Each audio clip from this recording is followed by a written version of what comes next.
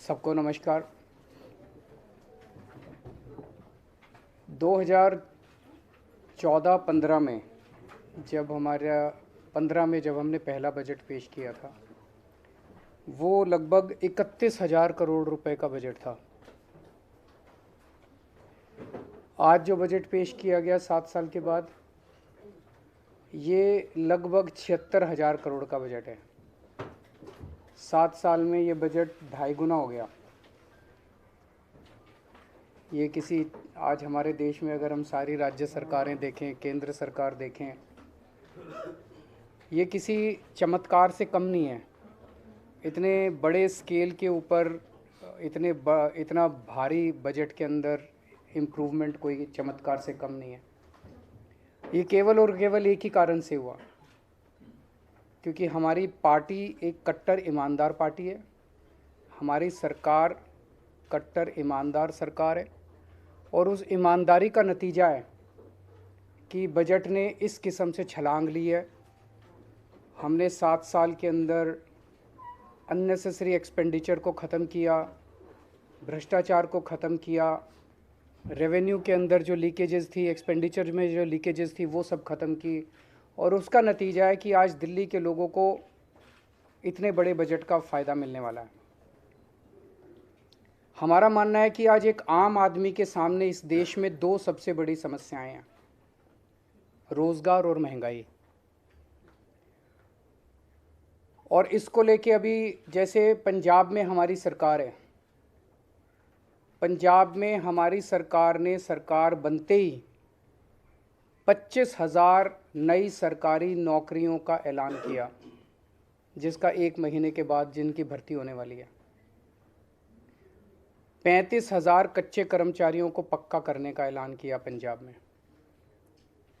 आज दिल्ली में जो बजट पेश किया गया है, अगर उसको मैं मोटे मोटे तौर पे बहुत ब्रॉडली देखूं, तो इन 2 समस्याओं का समाधान, रोज़गार और महंगाई, इन 2 समस्याओं का समाधान आज ये बजट दिल्ली के लोगों के लिए करता है।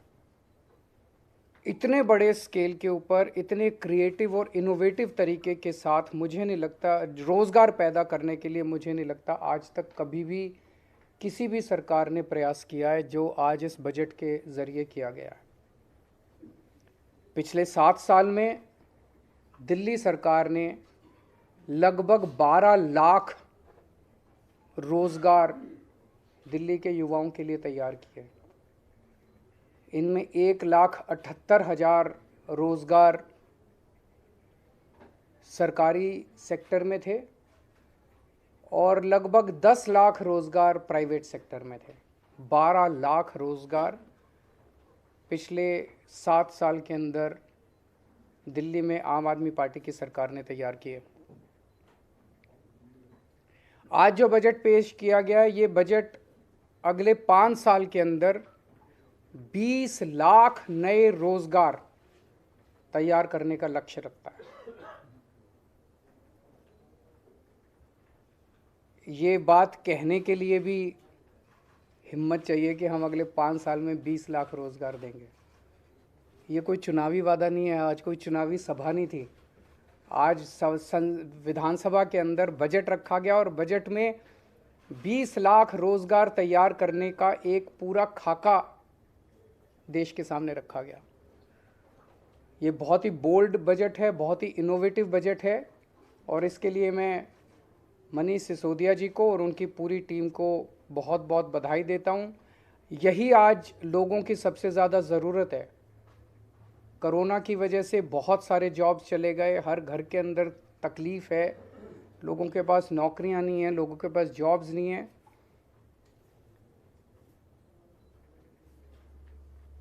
तो 20 लाख जॉब्स का ये जो बजट है, इसमें बताया गया कि दिल्ली में 1,68,00,000 लोग ऐसे हैं जो कि जॉब्स लेने के लिए सक्षम है। आबादी 1,68,00,000 नहीं है, आबादी तो 2 करोड़ के ऊपर है, उसमें बच्चे हैं। ये 1,68,00,000 लोग टोटल हैं who are fit to take up jobs. उन 1,68,00,000 लोगों में से केवल 1/3 लोग ऐसे हैं जिनके पास आज जॉब्स हैं दिल्ली के अंदर, बाकियों के पास जॉब्स नहीं हैं। तो ये 33% की जो संख्या है इसे हमें बढ़ा के 45% तक 5 साल में ले जाना है। इसे 12% हमें इंक्रीज़ करना है। 12% इंक्रीज़ करने का मतलब है कि आज 56 लाख लोगों के पास जॉब्स हैं, इसे 76 लाख तक ले जाना है। तो 20 लाख नए जॉब्स हम लोगों को क्रिएट करने हैं। और ये कोई एम्प्टी प्रॉमिस नहीं है, खोखला वादा नहीं है।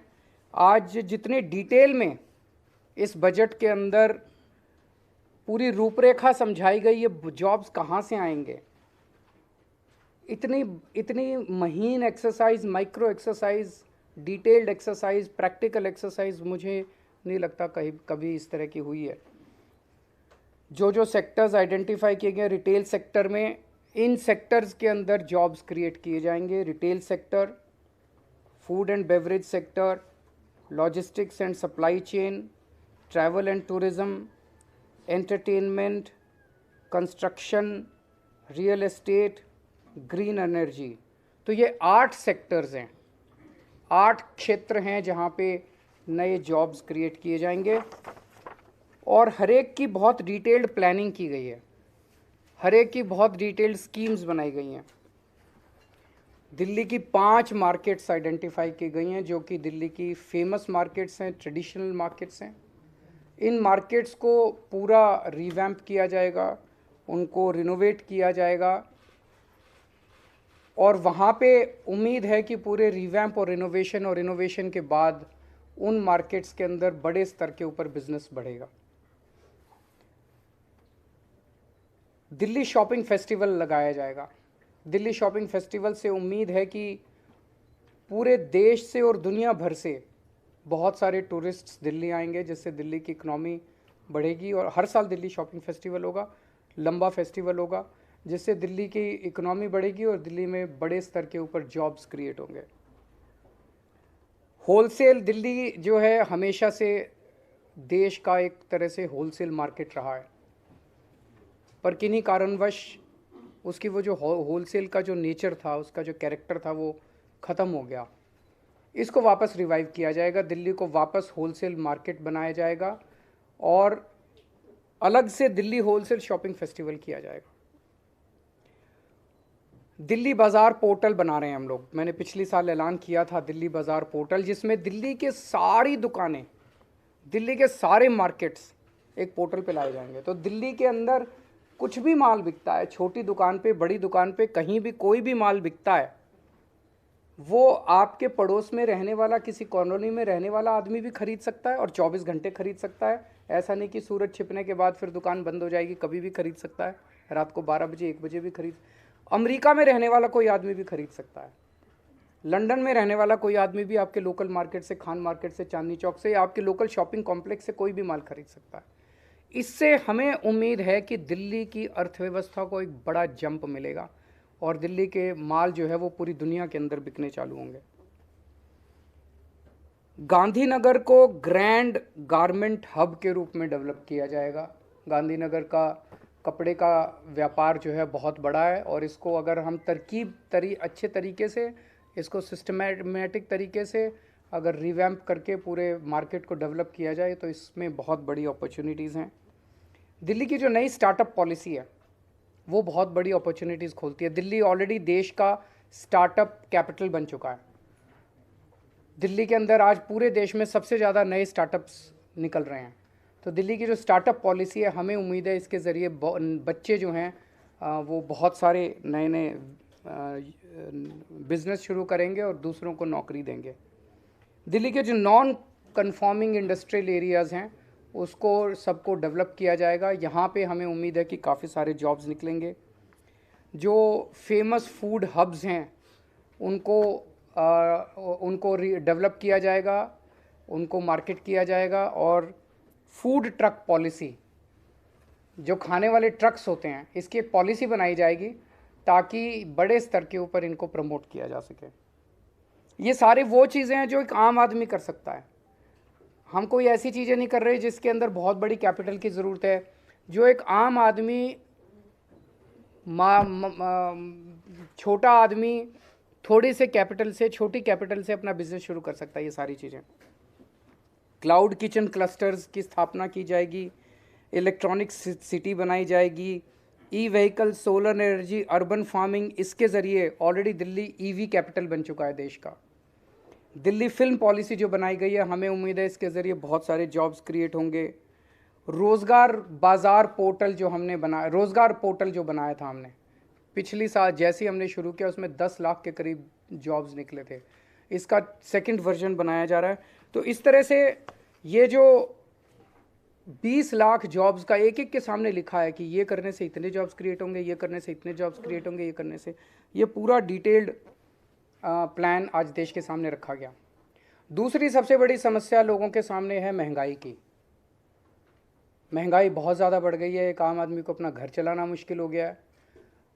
इसमें भी बहुत सारी चीज़ें ऐसी हैं जो दिल्ली के लोगों को, केवल और केवल दिल्ली के लोगों को मिल रही है और वो जारी रहेंगे। आज दिल्ली के अंदर सरकारी स्कूल बेहद शानदार हो गए हैं, शिक्षा फ्री है, कोई पैसा देने की ज़रूरत नहीं है, पूरी की पूरी शिक्षा फ्री है। ढेरों लोग अपने बच्चों को प्राइवेट स्कूल से निकाल के सरकारी स्कूलों में भर्ती करा रहे हैं, ढेरों लोग। इस साल 4.25 लाख लोगों ने प्राइवेट स्कूल से निकाल के सरकारी स्कूलों में भर्ती कराए हैं। अगर आपके घर में 2 भी बच्चे हैं पढ़ने वाले और प्राइवेट स्कूल में पढ़ते हैं, तो अगर 3-4 हज़ार 5 हज़ार रुपये तो एक बच्चे की फ़ीस आई जाती है। तो 10,000 रुपये पर मंथ एक आम आदमी का महंगाई के, इतने महंगाई के ज़माने में बच गया, स्कूल का ही बच गया, बहुत बड़ी बात है। हेल्थ के क्षेत्र में दिल्ली अकेला देश, पूरे देश के अंदर दिल्ली अकेला राज्य है जहाँ पे हर आदमी, चाहे अमीर हो चाहे गरीब हो, उसका पूरा इलाज मुफ्त है। अगर आपको थोड़ा सा बुखार हुआ, मोहल्ला क्लिनिक जाइए, आपको डॉक्टर दवाई देगा, डॉक्टर भी फ्री, दवाइयाँ भी फ्री, टेस्ट भी फ्री, सब कुछ फ्री। अगर आपको कोई बहुत बड़ी बीमारी हो गई जिसमें 20 लाख, 30 लाख, 40 लाख का खर्चा आता है, आप जीटीबी जाइए, एलएनजेपी जाइए, जीबी पंत जाइए, दिल्ली सरकार के 38 बड़े बड़े हॉस्पिटल है, किसी में भी जाइए, सारा इलाज फ्री है, सारा पैसा दिल्ली सरकार देगी, आपसे पूछा नहीं जाएगा आप अमीर हो कि गरीब हो, बीपीएल के कार्ड की ज़रूरत नहीं है। आप अगर कोई टेस्ट कराना है, एमआरआई कराना है, सीटी स्कैन कराना है, जो भी कराना है, दिल्ली सरकार के हॉस्पिटल्स में फ्री है। हॉस्पिटल में टेस्ट ना हो पाए, आप प्राइवेट में करा लो, सारा रिम्बर्स किया जाता है। इस तरह की हेल्थ सिक्योरिटी जो है, मुझे नहीं लगता देश तो छोड़ो, दुनिया में कहीं इस किस्म की हेल्थ सिक्योरिटी कहीं किसी भी राज्य के सिटीजन्स को दी गई है। ये अब जैसे आज वित्त मंत्री, उप मुख्यमंत्री जी ने कहा कि हेल्थ एक ऐसा सेक्टर है जो लोगों को गरीबी में धकेल देता है। कोई घर में बीमार हो गया, बड़ी बीमारी हो गई, सब कुछ बेचना पड़ जाता है, सब कुछ ख़त्म हो जाता है। वो दिल्ली के लोगों को चिंता करने की ज़रूरत नहीं है, बहुत बड़ी सिक्योरिटी है, शिक्षा की सिक्योरिटी, हेल्थ की सिक्योरिटी। तो लोगों को महंगाई से और चीज़ें जो हमारे कंट्रोल में नहीं है वो तो हम कुछ नहीं कर सकते, लेकिन जो हमारे कंट्रोल में है वो तो हम कर रहे हैं। तीसरी, बिजली। आज दिल्ली के 73% जनता को फ्री बिजली मिलती है, 24 घंटे बिजली मिलती है, बहुत बड़ी बात है। मैं कई राज्यों से होके आया हूँ, 5-5 हज़ार, 10-10 हज़ार, 15-15 हज़ार रुपये लोगों के बिजली के बिल आ रहे हैं हर महीने। यहाँ पे लोगों के बिजली के बिल 0 आते हैं। महंगाई के ज़माने में ये बहुत बड़ा सपोर्ट है। पानी फ्री मिल रहा है लोगों को। दूसरे राज्यों में आप चले जाइए, दूसरे राज्य क्या, दिल्ली के अंदर भी हमारी सरकार बनने के पहले मैं जब घूमा करता था, लोगों के 5-5 हज़ार, 10-10 हज़ार रुपये के महीने के बिल आया करते थे। अब लोगों के 0 बिल आ रहे हैं। पानी की व्यवस्था हो रही है, अब 24 घंटे पानी करेंगे, उसके ऊपर भी काम कर रहे हैं। केवल पानी फ्री नहीं, पानी नहीं आए तो फ्री पानी का क्या फ़ायदा है, तो पानी भी 24 घंटे आया करेगा, इसकी भी हम लोग व्यवस्था कर रहे हैं। और महिलाओं को फ्री ट्रांसपोर्ट। ये 5 चीज़ें बहुत बड़ी हैं, शिक्षा फ्री, स्वास्थ्य फ्री, बिजली फ्री, पानी फ्री, ट्रांसपोर्ट फ्री। इन 5 चीज़ों से दिल्ली के एक आम आदमी की ज़िंदगी को थोड़ा सा सहारा दिल्ली सरकार देने का काम करती है। तो एक जो अच्छी खबर, दिल्ली की जितनी कच्ची कॉलोनियाँ हैं, कच्ची कॉलोनियों में मैं जब भी जाता हूँ, नरक की ज़िंदगी है लोगों की। एक बारिश आ जाए तो पूरा कीचड़ ही कीचड़, सारी नालियाँ बाहर वो बहने लग जाती हैं। 31 मार्च 2023 तक दिल्ली की सारी कच्ची कॉलोनियों के अंदर सड़क, नाली, पानी की पाइपलाइन और सीवर की पाइपलाइन का काम ख़त्म कर दिया जाएगा। कुछ कॉलोनियाँ बच जाएंगी जो फॉरेस्ट की वजह से ASI की वजह से, इन वजह से उनको परमिशन नहीं मिल पा रही। 100-125 कॉलोनियाँ बच जाएंगी। उसके अलावा दिल्ली की सारी कच्ची कॉलोनियों में ये 4 चीज़ों का काम पूरा हो जाएगा। मैं समझता हूँ इससे दिल्ली की कच्ची कॉलोनियों में लोगों को बड़ी मदद मिलेगी, सहायता मिलेगी और लोग इज्जत की ज़िंदगी जी सकेंगे। चुनाव के दौरान जब मैं प्रचार करता था तो कई जगह जाता था, लोग कहते थे जी रिश्ते नहीं आ रहे अच्छे। वो देखने आते हैं तो वो देखते हैं पहले तो जिस गली के अंदर सारी गलियां टूटी पड़ी हैं, सड़कें टूटी पड़ी हैं, नरक की ज़िंदगी है। मैं उम्मीद करता हूँ इसके बाद लोगों के सम्मान मिलेगा और रिश्ते भी अच्छे आने चालू होंगे। यमुना को भी साफ़ करेंगे, उसके ऊपर पूरा काम चल रहा है। उसके ऊपर मैं पहले ही प्रॉमिस कर चुका हूँ कि अगले चुनाव के पहले आप सब लोगों को ले जाके यमुना में डुबकी लगाएंगे। उसके लिए आज पूरा इसमें बजट के अंदर प्रोविज़न किया गया है। और एक जो आज सबसे बड़ा ऐलान किया गया जो आपने नोट नहीं किया, वो है ट्रैफिक लाइट के ऊपर जब आप रुकते हो, आपकी खिड़की के पास आके कोई बच्चा छोटा सा नॉक करता है और वो आपसे पैसे मांगता है या वो कुछ बेचने की कोशिश करता है, उसकी तरफ कोई ध्यान नहीं देता कोई सरकार। क्यों? वो वोटर नहीं है, वो वोट नहीं देता, वो वोट बैंक नहीं है, कोई सरकार उनकी तरफ ध्यान नहीं देती। आज हमने 10 करोड़ रुपए इन बच्चों के लिए हम residential state of the art facilities का एक स्कूल बनाएंगे। वो रेजिडेंशियल स्कूल बिल्कुल अलग किस्म का होगा क्योंकि इन बच्चों को सबसे पहले हमें इमोशनल और साइकोलॉजिकल सपोर्ट देना पड़ेगा। इन बच्चों को जब आप उस ट्रैफिक लाइट से उठा के वहाँ ले जाओगे, बहुत प्रयास किए गए, सारे प्रयास अभी तक फेल हो गए। जितने भी प्रयास अभी तक किए गए वो सारे प्रयास ऐसे थे जिसके अंदर मानवता नहीं थी, मानवीयता नहीं थी। उनको पकड़ा गया, मुझे कनॉट प्लेस हनुमान मंदिर के आसपास से उनको पकड़ते हैं, ले जाके जेल में डाल देते हैं, चाइल्ड केयर सेंटर में डाल देते हैं, वहाँ कोई पूछने वाला नहीं है, वो बच्चे वहाँ से फिर भाग जाते हैं। ये स्कूल ऐसा होगा जहाँ पे उनको सारी अच्छी 5 स्टार सुविधाएं दी जाएंगी और उन बच्चों को मेन स्ट्रीम में लाके उनको एक इज्जत की ज़िंदगी दी जाएगी, उनको एक अच्छा नागरिक बनाया जाएगा। तो ये मोटे मोटे थे। मैं मनीष जी को फिर से और पूरी उनकी टीम को बधाई देता हूँ इतना शानदार बजट प्रस्तुत करने के लिए। अगर आपके कोई प्रश्न हैं तो। दिल्ली में एजेंसीज की बहुत अहम भूमिका है और जो कल संसद में हुआ उस पर आपकी क्या प्रतिक्रिया है, क्योंकि कारोबार एजेंसियों से जुड़कर ही हो पाएगा दिल्ली में, तो उस स्थिति को आप किस तरह से समझ पा रहे हैं? एमसीडी की क्या भूमिका रहेगी आने वाले दिनों में? आपका जो बजट है क्या उससे भी जोड़कर देखा जाएगा? नहीं, ज़रूर देखना चाहिए। देखो, सारी एजेंसीज के अंदर अगर तालमेल होगा तो तरक्की होगी। सारा शहर भी तरक्की करेगा, राज्य भी तरक्की करेगा, देश भी तरक्की करेगा। अगर तालमेल नहीं होगा तो तकलीफ़ें आएंगी, पर 7 साल में बहुत तकलीफ़ें आई, तो जब पुरानी तकलीफ़ें झेल ली तो आगे वाली भी तकलीफ़ें झेल लेंगे।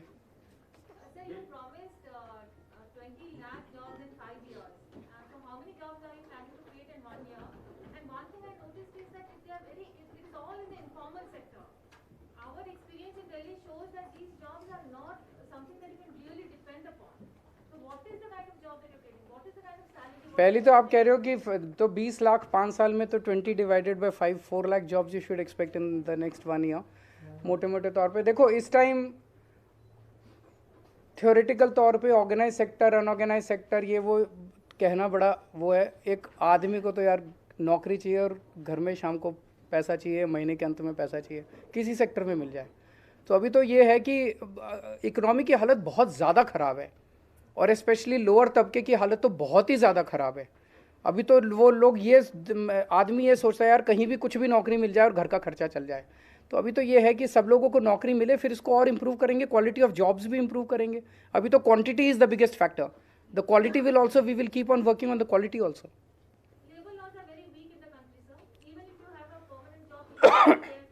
We will work on that. So you had invited suggestions from general public to be included in the budget. How many of those suggestions you find really good and were included, have been included in the budget? इसमें हमने जब budget में suggestions मांगे थे तो अलग अलग तरीके के सजेशंस आए थे। डिमांड्स कम सजेशंस कम एडवाइजेस बहुत कुछ आया था और इसमें लगभग एक सेंस ऑफ द सजेशंस आपको बोलूं तो कहीं ना कहीं उसी में ये डिमांड थी कि हमें आप बजट बनाओ तो रोज़गार की बात करो, आप हमें इकोनॉमी को आगे बढ़ाने की बात करो। कोविड ने हमारी कमर तोड़ दी है, तो अगर आज इस बजट का ओवरऑल सेंस आप कहें तो वहीं से निकला है, क्योंकि हम एजुकेशन पे, ग्रीन बजट और इन सब पे बात कर चुके, हेल्थ पे बात कर चुके थे। लोगों ने यही हमें कहा कि आप, और जो हमने पूरा रिटेल मार्केट को लेके जो पॉलिसीज़ बनाई हैं ये लोगों के बीच से ही निकल के आए। और उसके बाद हमने उन जो भी सजेशंस आए थे उनके बाद हमने उन सजेशंस के फर्दर सेक्टर्स पे पूरी स्टडी कराई। हम मार्केट के एसोसिएशन से हमारी टीम्स जाके मिली सजेशंस के बेस पे, अलग अलग गांधीनगर से लेके कमला नगर और जितने भी मार्केट्स दिल्ली में फेमस हैं, क्लाउड किचन के लोगों से हम लोग जाके मिले, उनके साथ में उनका पूरा स्ट्रक्चर समझा, उनकी प्रॉब्लम समझी, सरकार का इंटरवेंशन कहाँ चाहिए और वो कितनी से कितने जॉब्स क्रिएट कर सकते हैं। तो जो भी आज बोला वो सजेशंस ही उसका आधार बने। आप खुद देख सकते हो कि जितने डिटेल के अंदर आज बजट में एक एक चीज़ एक्सप्लेन की गई है वो विदाउट पीपल्स पार्टिसिपेशन हो ही नहीं सकती थी। एक एसी बंद कमरे में बंद बैठ के इस तरह की डिटेल्ड एक्सरसाइज हो ही नहीं सकती है। Sir, you had spoken about the new startup policy where you're going to provide, ensure that the entrepreneurs are going to focus on their ideas and you will take care of the rest of the issues. So are you planning to give a single window system in Delhi as well? Is there anything on those lines? yes. अभी एक youth को, जैसे मैंने अपनी speech में भी बोला, patent से लेके और तमाम चीज़ों के लिए बहुत भागना पड़ता है। तो पहली बात तो जैसे सर ने बहुत सारी चीज़ों को डोर स्टेप डिलीवरी पे ला दिया और बहुत सारी चीज़ों को फेसलेस कर दिया है, तो वैसे ही आज स्टार्टअप में जिस जिस चीज़ की एक यूथ को ज़रूरत है उन सबको या तो सिंगल विंडो या मैक्सिमम बहुत सारी चीज़ें डोर स्टेप पे उपलब्ध हैं, उसके लिए फेसलेस हो गई हैं, तो उसी रूप में रखेंगे, किसी को भटकना ना पड़े।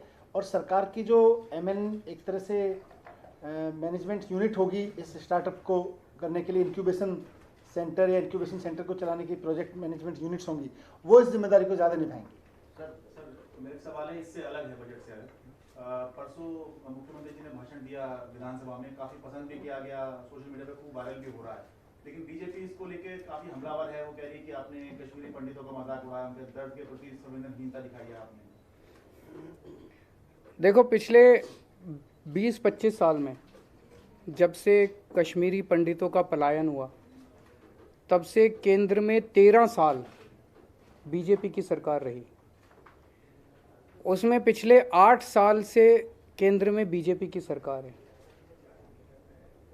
इस दौरान एक भी परिवार, कश्मीरी पंडितों का एक भी सिंगल परिवार, क्या वो जाके वापस वहाँ पे रिहैबिलिटेशन हुआ है उसका? क्या उसका पुनर्वास हुआ है वापस कश्मीर में? एक भी परिवार वापस नहीं गया। तो बीजेपी ने क्या किया है? केवल और केवल शुद्ध राजनीति की है इस पूरे मुद्दे के ऊपर। और अब राजनीति करने के बाद वो उनके दर्द के ऊपर और उनकी त्रासदी के ऊपर एक पिक्चर बना के करोड़ों रुपए कमाना चाहते हैं। बता रहे हैं 200 करोड़ से ज़्यादा पैसा कमा चुके हैं। किसी कौम के दर्द पे और त्रासदी पे पिक्चर बना के पैसा कमाया जाए, ये तो क्रिमिनल है, ये तो सही नहीं है। देश ये बर्दाश्त नहीं करेगा।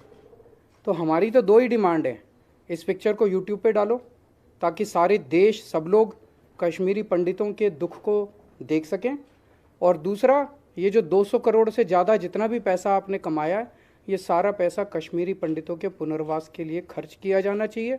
और तीसरा कि अब ठोस स्टेप्स उठाए जाएं ताकि कश्मीरी पंडित एक्चुअली अपने अपने घर को लौट सकें। 2 सवाल दोनों सवाल मैं पूछ लेता हूँ। एक तो ये कि दिल्ली से रिलेटेड जो बिल आया दिल्ली नगर निगम से रिलेटेड, उस बिल को आप किस तरीके से देखते हैं? और दूसरा सवाल ये कि 51,000 जो तीर्थ यात्रा आप निकाल रहे थे, उसके 51,000 तो लोग जा चुके हैं यात्रा पे, अब आगे उसको स्पीड अप करने का या कुछ और बढ़ाने का प्लान है? वो तीर्थ यात्रा दोबारा कल से शुरू हो गई है, वो चलेगी। उसमें बजट की कमी नहीं होने देंगे। जब जब ट्रेन जैसे जैसे मिलेगी, जितने ज़्यादा से ज़्यादा तीर्थयात्रियों को हम भेज सकेंगे हम भेजेंगे। मैं खुद जब वो लौट के आते हैं उनसे मैं मिलता हूँ, जो खुशी उनके चेहरे पे होती है तीर्थ यात्रा करने के बाद, वो इतनी इन्फेक्शस होती है। आप मिलिए उनसे, बहुत अच्छा लगता है उन लोगों से। तो हम उसमें ज़्यादा से ज़्यादा लोगों को तीर्थ यात्रा कराएंगे।